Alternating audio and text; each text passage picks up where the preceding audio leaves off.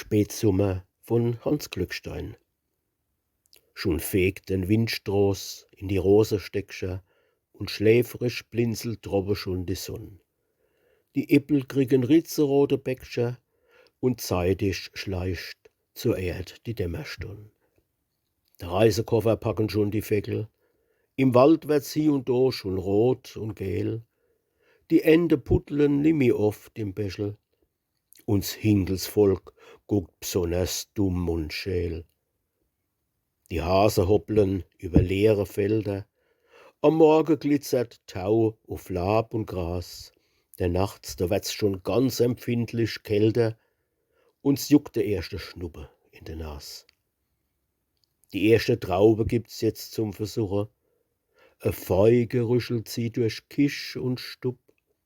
Im Haus, da riecht's nach frischem Quetschekuchen, noch Häseknackwürst und noch Erbsensupp.